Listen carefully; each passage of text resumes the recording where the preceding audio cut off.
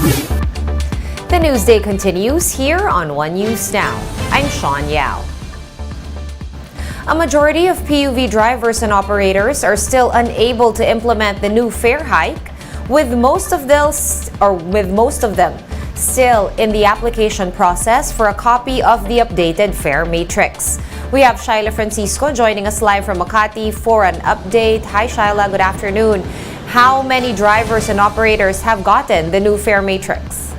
Sean, only close to 12% of the target public utility vehicles have so far gotten their fare matrix and will be able to implement the fare hike. Some are still processing theirs at the LTFRB office. Many operators are still applying to get their updated fare matrix at the LTFRB NCR office. Some driver operators we spoke to said they wanted to make sure first that the increase will take effect. They said they don't want to miss a day's worth of income to apply for the matrix. The LTFRB NCR office says they are fast-tracking the processing of fare matrices and have online facilities to help applicants. For TNVS units, the matrix is not needed since the new flag-down rates will be reflected in the app they use. Taxis, on the other hand, don't need to recalibrate their meters as long as they have the matrix. However, a group of taxi drivers are planning not to implement the approved 5 peso hike in their flag down rate. The Philippine National Taxi Operators Association says the hike is still insufficient given the high prices of fuel. They added that this was the first fare increase in 7 years, with only the flag down rate being hiked. They have filed a motion for reconsideration for at least 55 peso flag down rate. Let's hear what they had to say. Dapat ang implementation yan today. Hindi na namin in-avail yan dahil insulto lang yan. Mas malaki pa yung gagastusin ng operator. Hindi man lang dinagdagan yung distansya, yung karagdagan distansya. At an average of 20 passengers a day, yung additional 5 pesos translates only to 100 pesos.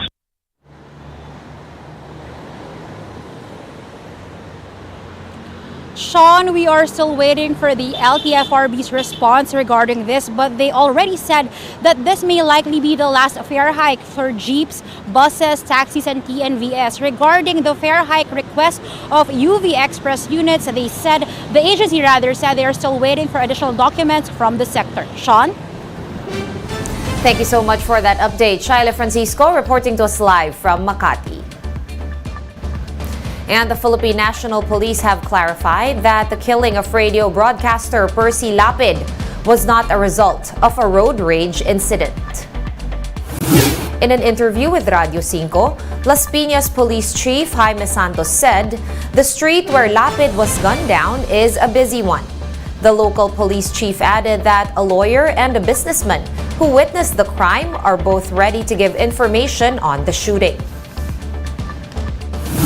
Yun lang po ang nasabi nila, yun rin po yung nasabi nila na nagulat po sila. Meron silang narinig na putok, tapos patuloy pa rin yung pag-andar ng sasakyan hanggang bumangga po dun sa gate ng subdivision. Hindi po nakapasok ng subdivision.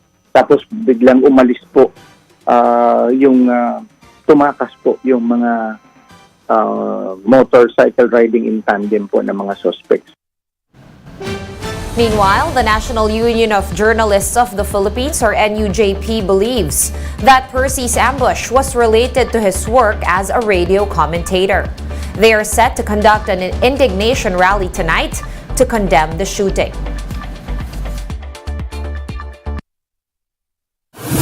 Tuwing naman merong inaatake na kasama natin sa trabaho, no, ang assumption natin is it's work-related. No? Nakausap din natin yung family niya. And they do believe na wala nang ibang dahilan para atakihin siya. Dahil nga rin very critical siya or very fierce yung kanyang commentary. In other news, the Health Department has warned of a possible measles outbreak early next year.